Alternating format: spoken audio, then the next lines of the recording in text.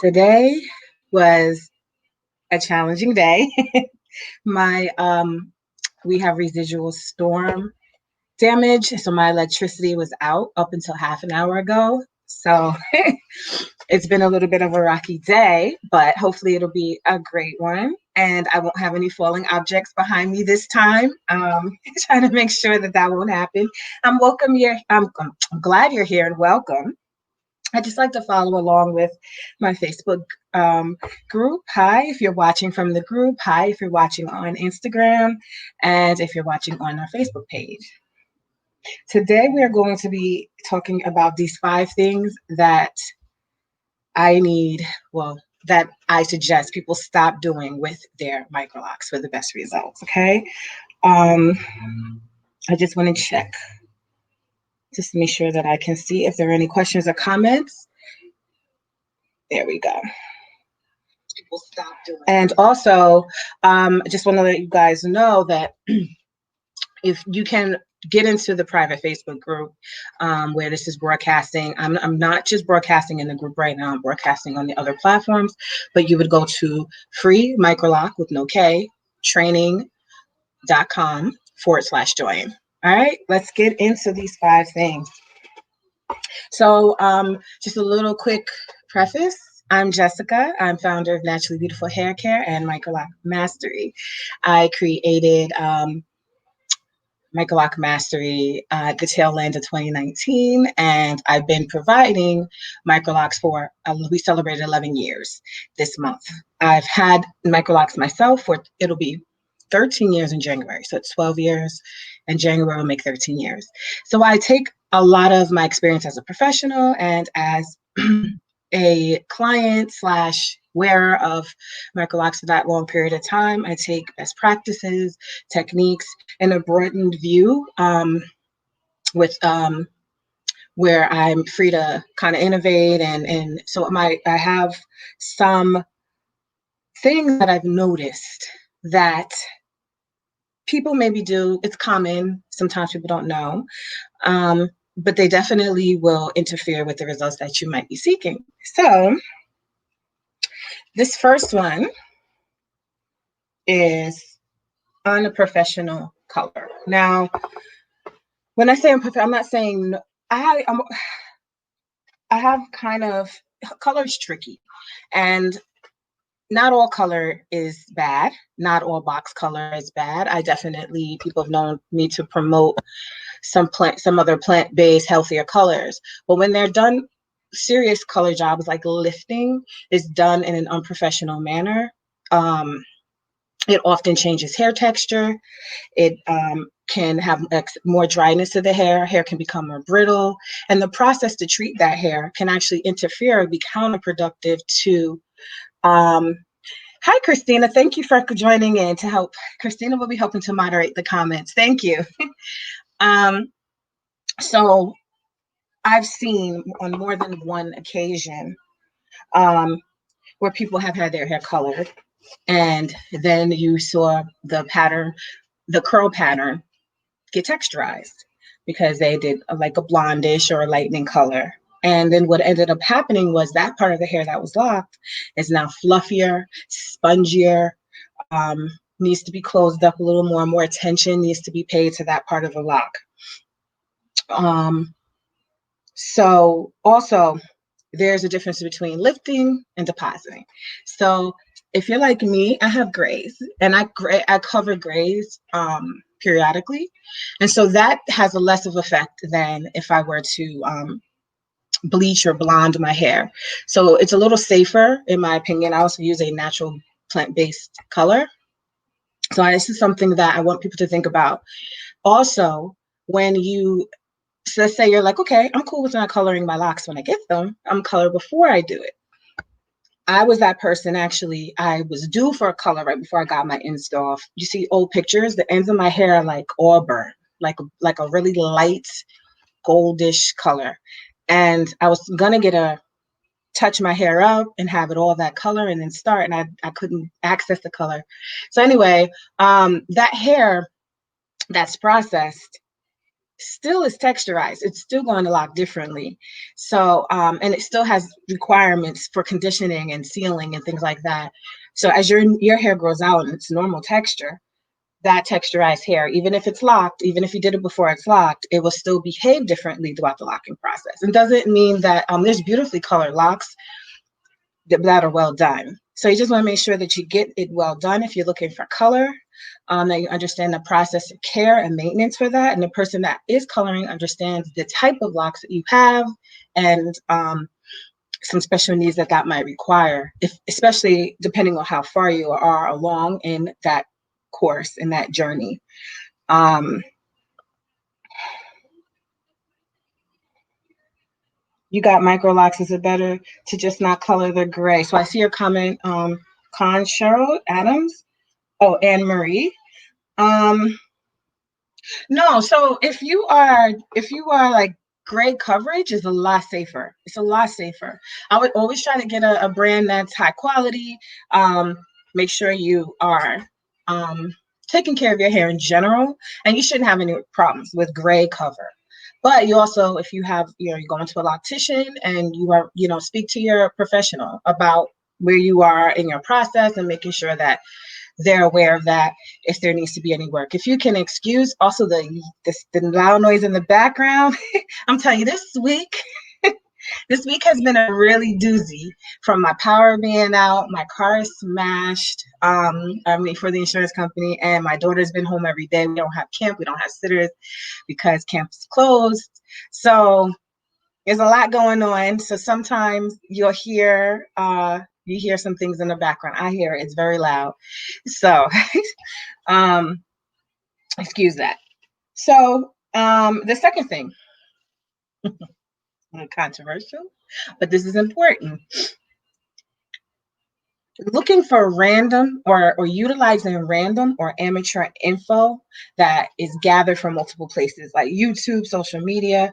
A lot of it's inconsistent.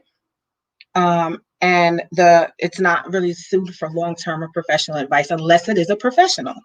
So sometimes people will say that they've got some information from someone, but there's so many other factors. Unless you're a professional and you've dealt with a wide variety of hair textures, patterns, all these different things, it may not give you the best results. So you want to make sure that there's someone that's knowledgeable, and what may work for one person may not work for another person. Results cannot always be widely duplicated. Not every result can be widely duplicated. And this just applies to hair in general, any service. So you're watching people, maybe beauty is big on things like YouTube. So you see like people coloring their hair or doing all types of things, and they may have done something and it ended up looking okay, but that same process done to another person can make all the hair fall out or can have the results be completely interfered with. So you want to be careful. But like I said, a professional can better determine the patterns and trends across hair types, across hair textures and tools. Also, there's sometimes there isn't any standardized techniques being used. It's just kind of what people are thinking that they're using, and you can't really troubleshoot things that are specific to what you may need. So a lot of people will look at someone's hair and say, I want my hair to look like that, and it may not be, so if I follow what she does is what she's been. I'm the type of person, I'm a DIY person myself, so I love to get in and do things, but it may not work for everyone else if I'm not a professional with that. That's something I really wish people would really just be more discerning about. But I don't, yeah. So that's the second one. This third one is conditioning. There's a few I don't, there's a few experiences that I've witnessed with clients who've tried different products in the past. One was really popular, and they would come in and their locks it would wreak havoc on the hair, and they'd say, well, it makes my hair feel soft. Yes, because it's detangling the mess out of your locks every single time you're using this conditioning product that's designed for loose hair. You are little by little detangling out your hair. So The sessions might require some repair, some closing up. They'll notice some funky things happening, inconsistencies. And so I always say change the perspective on conditioning. The term conditioning doesn't mean one thing. Sometimes we think it means one thing because we're in a world of loose hair, and even for African American hair versus white people hair versus it can mean something different. So when you go into the locked side, and then there are different types of locks: palm roll, traditional, interwoven, and we all require different things to lock our hair, and we sometimes don't. So when you think of conditioning, what is the purpose of conditioning, right? And so what's the purpose? What are you trying to achieve? Softened hair, healthier hair, sealing in cuticles of the strands of your hair, balancing pH. Gotta think about what is it that I want to achieve, and then what is appropriate for the style that I have. Because just slather, if I were to just go ahead and slather cholesterol conditioner, any conditioner on my hair, which in the beginning of my journey, this is not to make anyone feel bad. I thought that too before. It was before I got my training, and when I was new. No, maybe it wasn't when I was new, but it was very early. And I was like, conditioner, because my hair, I'm going through the locking process, and I'm like, it's looking ashy. It's looking, you have this kind of withdrawal from the loose world. And I was like, I don't know. I don't, it's dry. But the dryness, feeling dry was actually what was promoting my hair to lie. It wasn't damaged. It was just drier than what I was used to. And I was putting conditioner on my hair, and it was not, I was noticing that the ends was getting nice and puffy, because it was like, yep, let's go. The ends of the hair is the only place where the hair is truly free, right? The ends. And it gets a little conditioner on there. It's like, all right, let's unravel. Let's start to detangle. I'm not hugging onto you anymore. Now I'm slippery, so I'm gonna release, from the hairs next to me, and then it does this funky thing. So that's something that I say there's other approaches to conditioner. It's a whole different mind shift. So then I was thinking, I'm a fan of, I always talk about these tea rinses. I'm telling you, people do it on their loose natural hair, and they love the results because there's properties in the tea, which is just a dried, sometimes fermented and dried leaf of some type of plant, full of nutrients, full of balancing properties that can give you certain results. So I'm gonna think about conditioning in a different way. Okay, and you might have to, get some education on what that would be, besides what slathering stuff on your hair. Hey, y'all, over in the Facebook group, I'm not ignoring y'all. How you guys doing? Who doesn't have sound?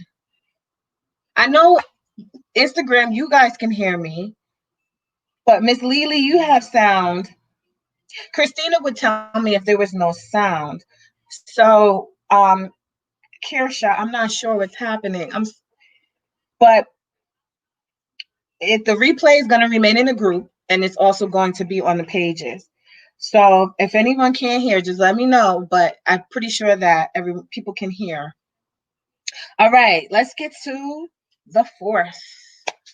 Kind of piggybacking off of number 3, which was conditioning. This is what I want you to start doing as well, is product overuse or misuse. Piggybacking off of the conditioning conversation. Most products, unless they're specifically designed for interwoven locks, I call the category of locks, regardless of brand, that utilize the hair being sewn into itself, microlocks, sister locks, interlocks. Unless there's a product that's specifically designed for that, usually they're going to work against the natural process of how our hair locks. It's either going to do one or more of these 3 things. It's either going to detangle, like we mentioned before, leave some type of buildup, unnecessary buildup, or change your hair texture. That's when we're getting into talking about the coloring and those harsher chemicals. So, and locks in general, because our hair is matted together, it can always pick up and things can just sit right in there. And that's what most people's complaint is, that there's stuff embedded in their locks, and then when you go and you try to pick it out, and you're picking out your hair, and it just becomes a problem. So I say that When I stepped into this world of Microlocs, small interwoven locks, I had to really detox from products. It was like a withdrawal because we become product junkies. We get so used to a product kind of solving or meeting a need. So I realized, okay, I'm gonna have to get rid of a lot of these products. Even what I thought was good to wash my hair with, they were often conditioning because I have 4C hair. Everything that I had in my cabinet was full of just things that were gonna soften and detangle my hair. So I couldn't use them, even to the wash conditioning wash. So I had to throw those away. There's some in the past I've heard people were using things like mousse, and you don't need any truly any product. Products are great. They help us get things done, but you really don't need artificial products. Let's just say that. Now I use a lot of natural things. So oils, nut and seed oils, aromatherapy, those things can be very helpful. They work with you, they work with nature. You can put them on your scalp when your hair is at a certain point. You don't want to just slather on products, but you also want to just be mindful of it and think about you're really minimizing the use of products. I set my hair with water only. Sometimes I put a couple of drops of some type of essential oil in a spray bottle. I used to do that a lot more in the past. Now, if I'm curling my hair or setting it, it's just straight water. It's wet. And if it needs to be wet, I'm in the shower with the thing, just dampening it up again, and I roll it.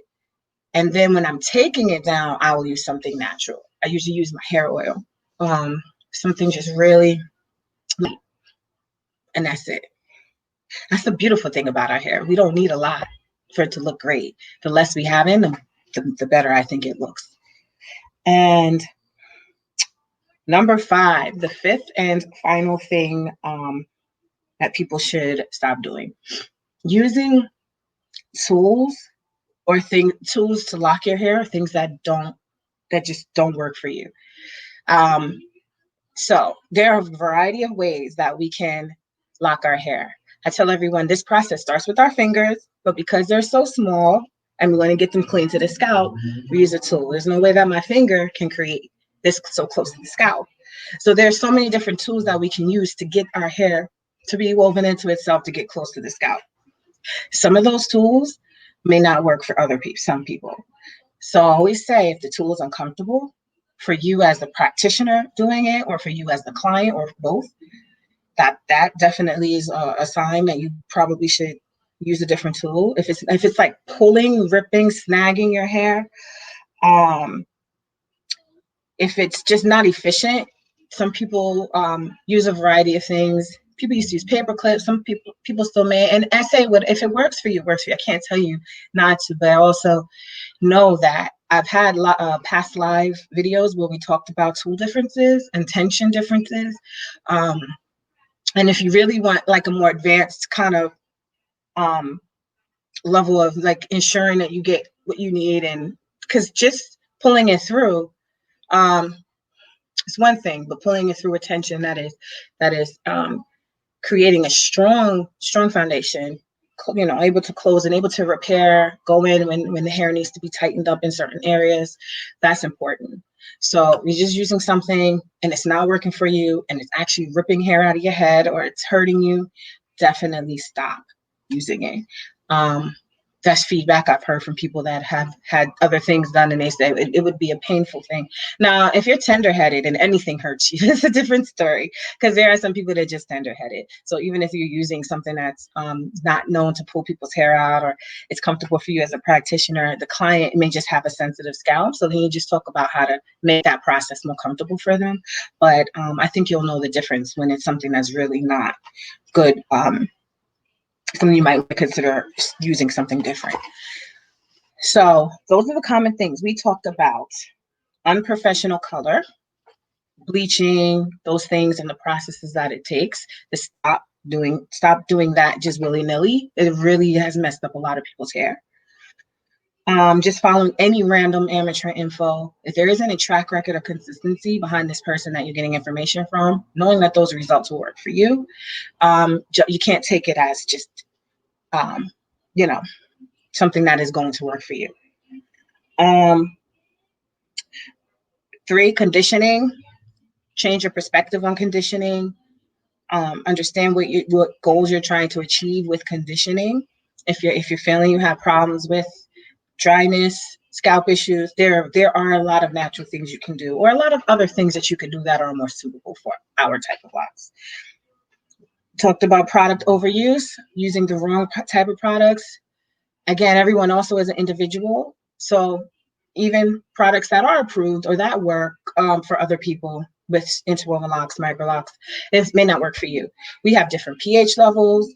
Um, there's certain products I'd even use on myself at one point in my life versus another time, and it would have a different result because my pH was off. It happened a lot around my pregnancy and after and postpartum. Things were working differently. My hair had different needs, my scalp. So I was doing more nourishing and trying to balance as opposed to using. So I couldn't even use the same products I had used on myself. So just understand what works for you and make sure that they're right. And the fifth thing we talked about was using tools that don't work for you, or using items to lock your hair that don't work or that cause damage or are very uncomfortable. So those are the 5 things. And I am happy that you guys joined in on Instagram and in the Facebook group again. I will be back next week, Monday, 6 p.m. And I'm going to talk about, I'll let you guys know, some things that you should do. But you can also join the Facebook group, freemicrolocktraining.com/join. So put that /join. It takes you to a page. You have to enter your email in, and you'll get access right away to the group. And in that way, you'll always be in the know. If you desire to be, you don't have to. I won't always be doing these lives on the Instagram or Facebook main page. I wanted to, the information I put in the group, I probably put a lot more information in the group. Okay. So hope you guys have a wonderful day. I'm glad my electricity stayed on. I was a little nervous because it came on at 5:30. It was off for hours. And the last live I did, everything behind me fell. So I was like, what is happening? But thank you guys for coming. Have a wonderful day. Bye.